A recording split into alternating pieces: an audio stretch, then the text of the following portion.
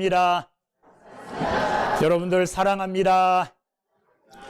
주의 이름으로 여러분들을 축복합니다. 여러분 옆에 있는 분들은 우리의 형제 자매입니다.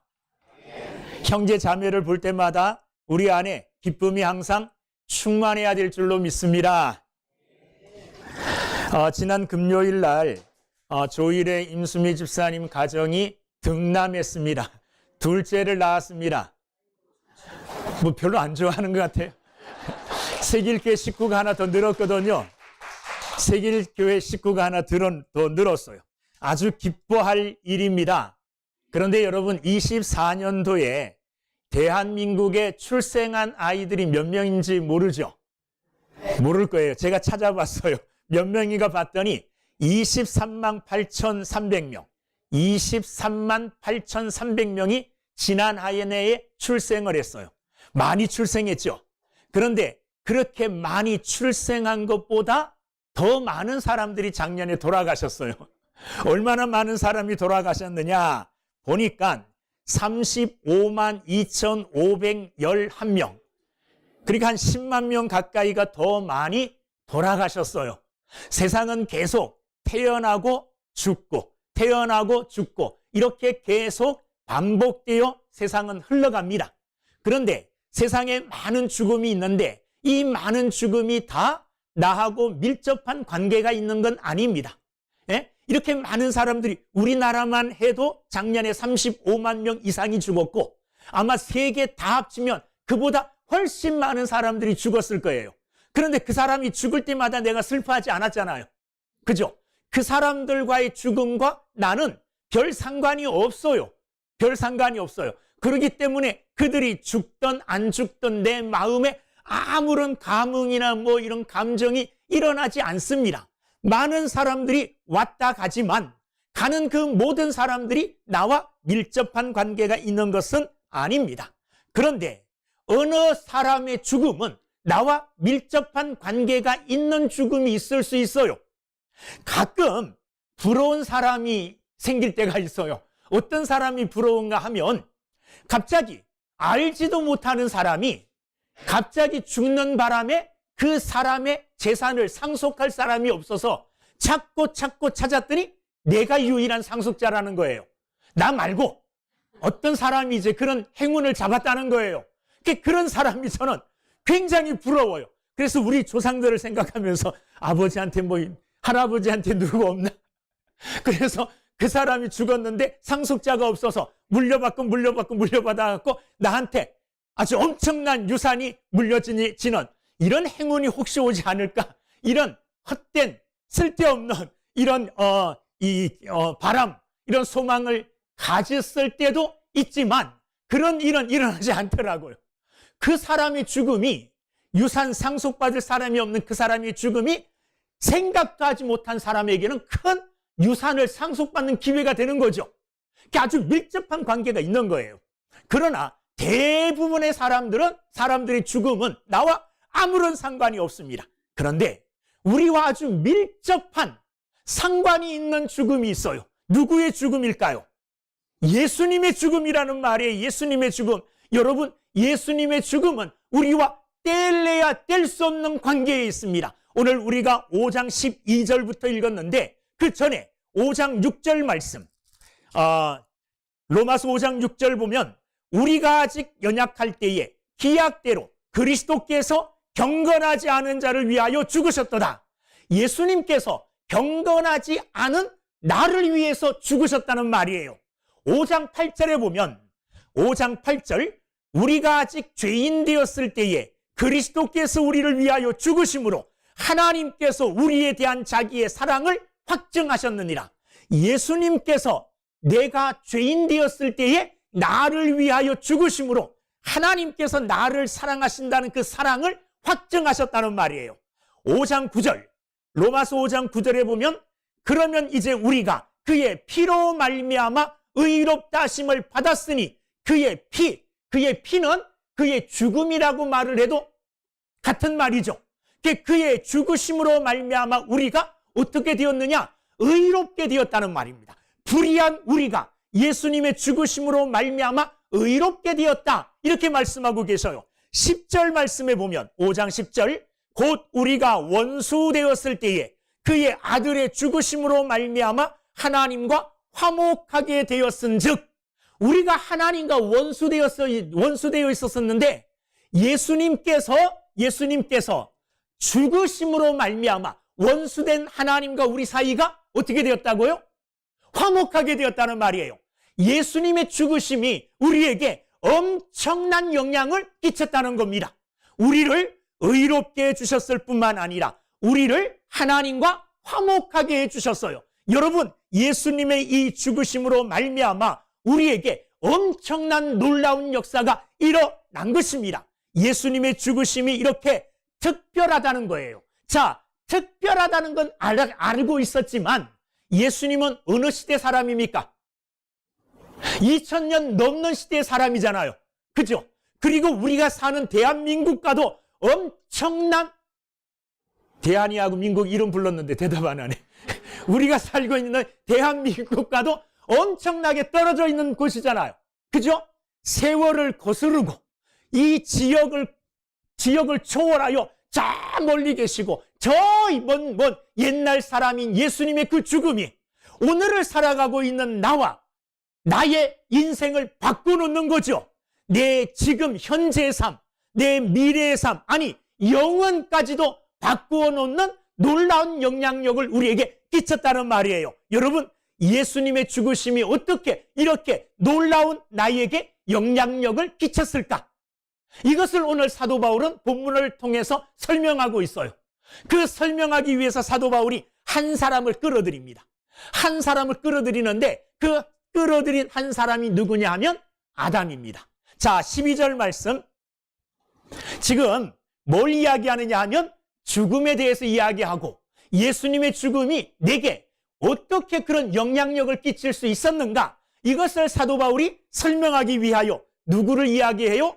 처음 사람 아담을 얘기하고 있습니다. 12절 말씀 함께 읽어보겠습니다. 시작. 그러므로 한 사람으로 말미암아 죄가 세상에 들어오고 죄로 말미암아 사망이 들어왔나니 이와 같이 모든 사람이 죄를 지었으므로 사망이 모든 사람에게 이르렀느니라. 자, 시작은 한 사람으로 시작해요. 한 사람으로 말미암아 죄가 세상에 들어왔다 그러죠. 그런데 이 한 사람의 죄 지음이 그 뒤에 읽어보면 모든 사람이 죄를 지었으므로 사망이 모든 사람에게, 한 사람이 죄를 지었는데 한 사람이 죄를 지은 그 영향력이 누구에게요? 모든 사람에게 끼쳐졌다는 거예요. 어떻게? 오늘 12절 말씀을 가만히 읽어보면 네 단계의 논리로 설명하고 있습니다. 자, 첫 번째는 한 사람으로 말미암아 죄가 세상에 들어왔다는 거예요. 그 한 사람이 누굽니까? 아담이죠. 아담 한 사람으로 말미암아 죄가 세상에 들어왔고 그 한 사람의 죄로 말미암아 죽음이 들어오게 되고 이 한 사람의 죄가 모든 사람들에게 전하여졌고 이 한 사람의 죄로 인한 죽음이 모든 사람에게 어떻게 해요? 이루어졌다는 말이에요. 그러니까 한 사람의 죄가 그 사람에게도 죽음을 가져왔을 뿐만 아니라 이 한 사람의 죄가 세상에 들어오므로 모든 사람들도 죄를 짓게 되게 된 것이고 이 죄로 말미암아 죽음이 모든 사람에게도 어떻게 해요? 영향을 끼치고 모든 사람들에게도 전하여지게 되어졌다는 겁니다.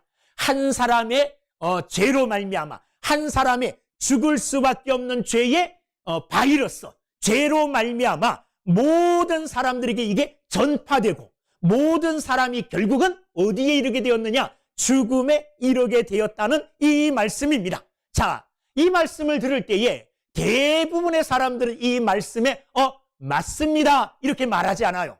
어떻게 얘기합니까? 무슨 말이에요? 내가 아담과 같은 죄를 지었다고 안 지었잖아요. 한 사람의 잘못으로 모든 사람들이 죽는다는 것은 너무 불합리한 것 아닙니까? 불공평한 것 아닙니까? 억울한 것 아니에요? 이렇게 따질 수 있지 않겠습니까? 자, 그런데 이 한 사람이 중요해요.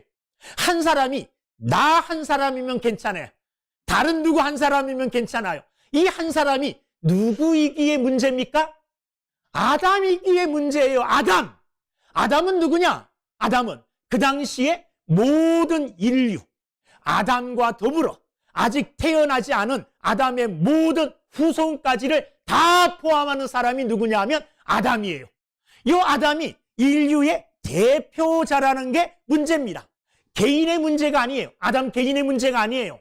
아담이 죄를 지어 범죄하게 된 것은 아담 한 사람의 죄가 아니라 아담 아래에 있는, 아담 후에 태어날 모든 사람들을 아담이 대표하기 때문에 아담이 그 죄를 어기면 아담 안에 포함되어 있는 우리 모두도 그 죄값을 어떻게 해요?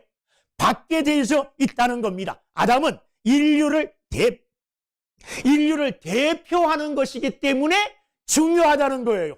그냥 아담이 아닌, 인류를 대표하는 자가 아닌 나였다면, 내가 죄를 지었다면 여러분들까지 내 죄를 대신받을 필요는 없잖아요.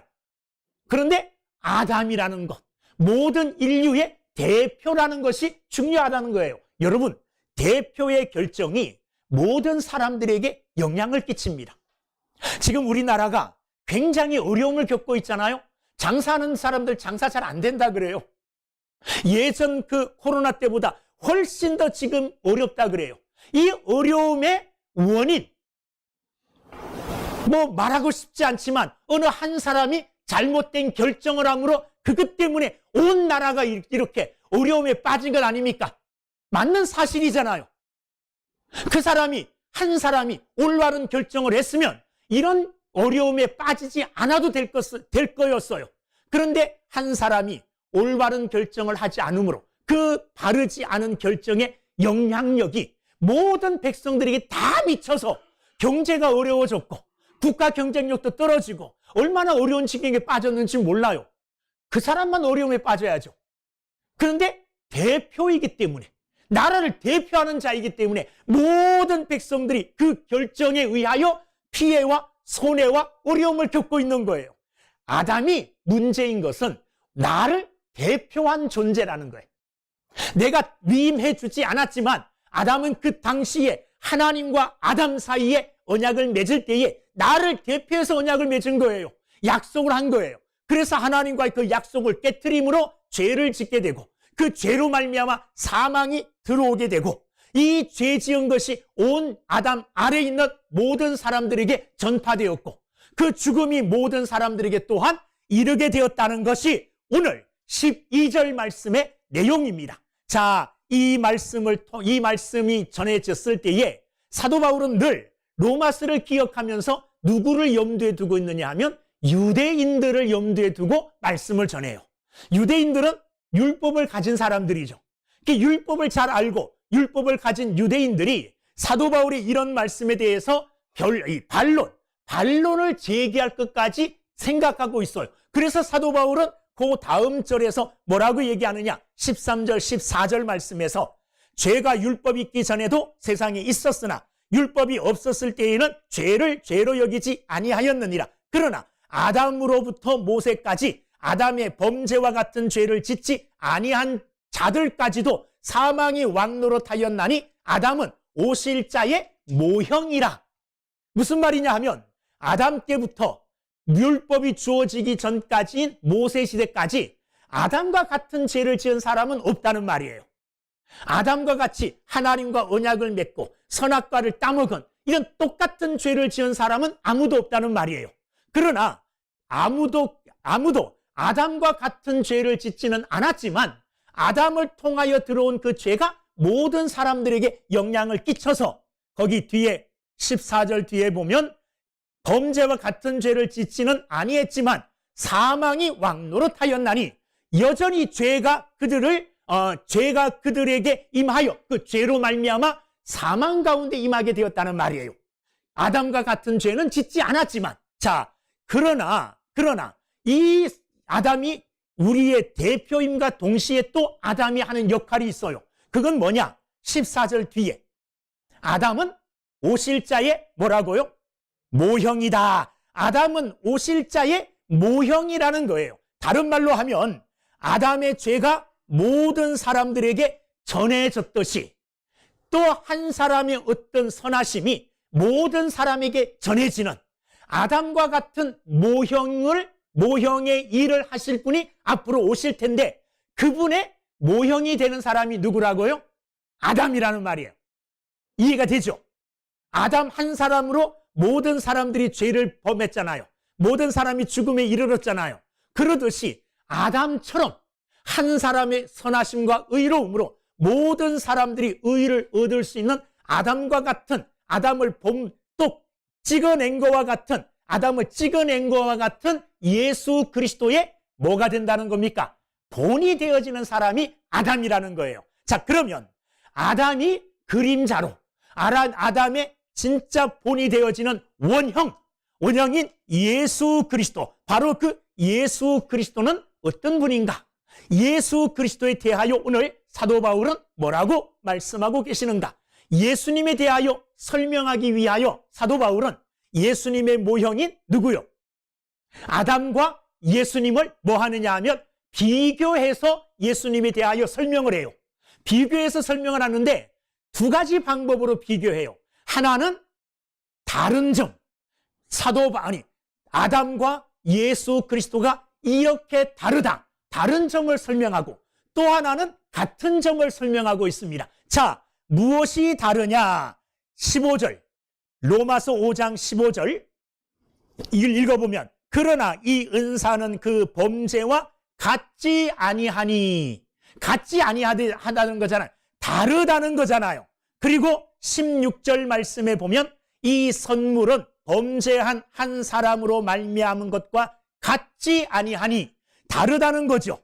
이 다름을 가지고 예수님과 아담을 비교하면서 예수님이 어떤 분인가를 우리에게 설명해 주고 있습니다. 자, 15절 말씀에 보면 아담은 우리에게 죽음을 가져왔지만 예수님은 우리에게 뭘 가져다 주었느냐 하면 생명을 가져다 주신 분이라는 거예요. 완전히 다르죠. 아담은 우리에게 죽음을 가져다 주었는데 예수님은 우리에게 생명을 가져다 주신 분이고, 16절에 보면 아담은 우리에게 뭘 가져다 주었습니까? 정죄를 가져다 주었어요. 그런데 예수님은 우리에게 뭘 가져다 주었느냐 하면 의롭게 하심을 가져다 주었어요. 완전히 다른 거죠.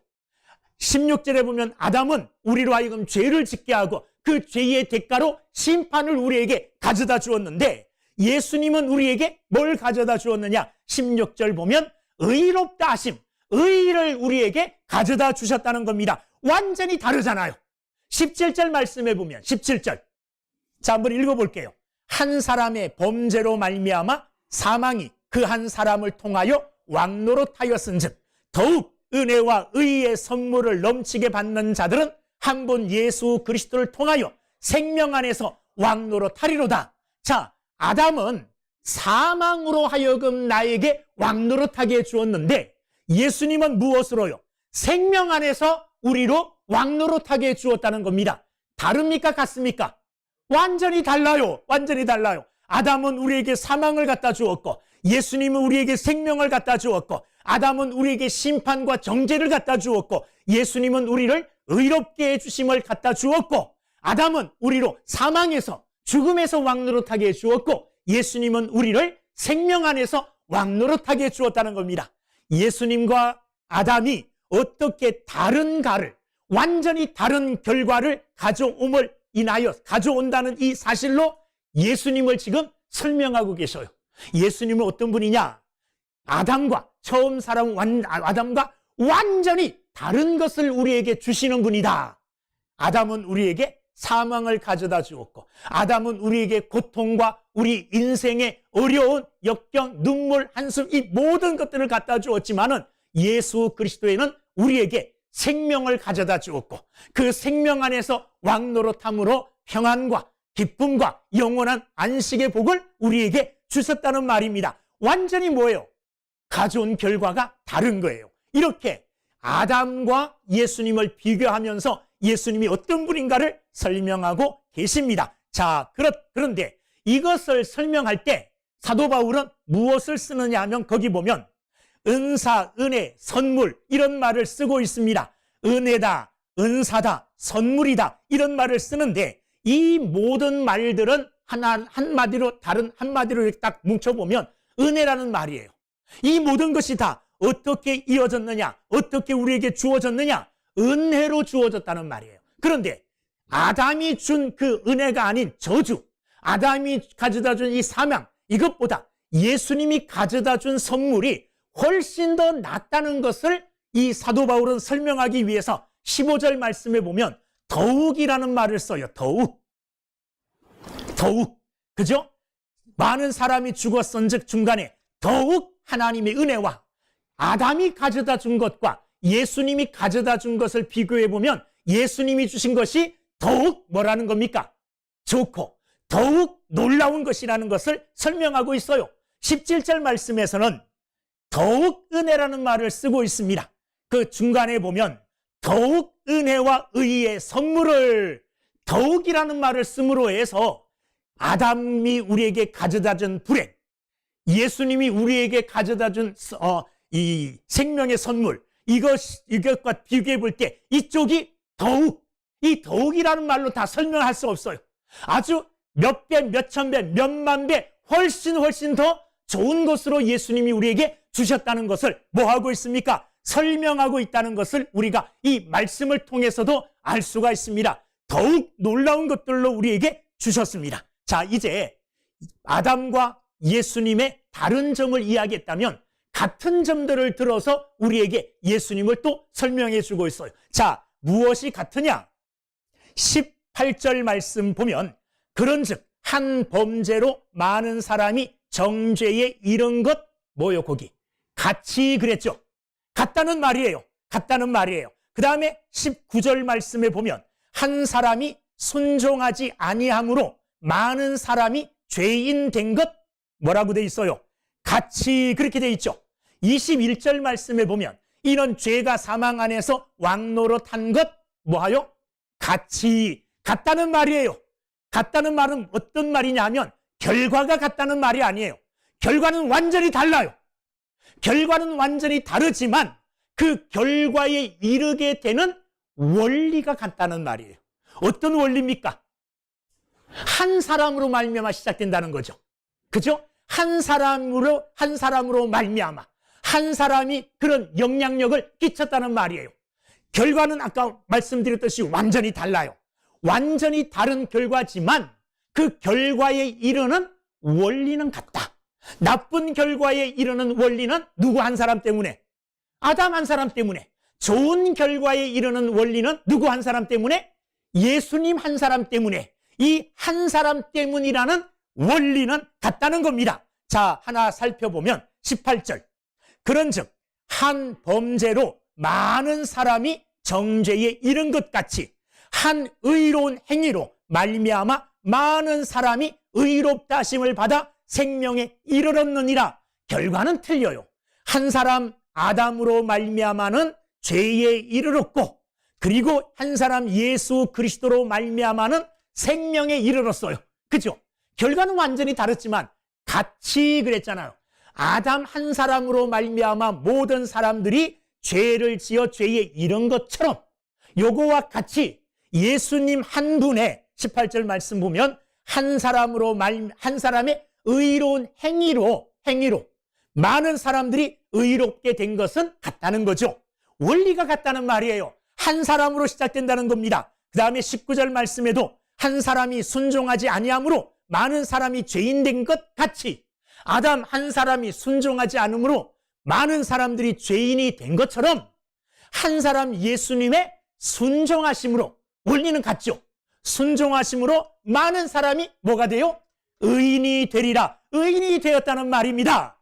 21절에 보면 이는 죄가 사망 안에서 왕노릇한 것 같이 한 사람으로 말미암아 사망 안에서 왕노릇한 것 같이 한 사람으로 말미암아 이제는 은혜 안에서 의로 말미암아 은혜로 왕노릇하게 되었다. 이게 또 결과는 완전히 다르지만 그 원리, 어떤 원리입니까? 아담 한 사람으로 예수님 한 사람으로 시작되어지는 원리는 똑같다는 말이에요. 여러분, 오늘 우리는 아담 한 사람 때문에 죽음의 고통에 이르렀고 죄를 지은 죄인이 되었고 하나님과 원수 되었습니다. 그런데 이제 똑같은 원리로 한 사람 예수 그리스도로 말미암아 의롭게 되었고 예수 그리스도로 말미암아 생명을 얻게 되었다는 겁니다.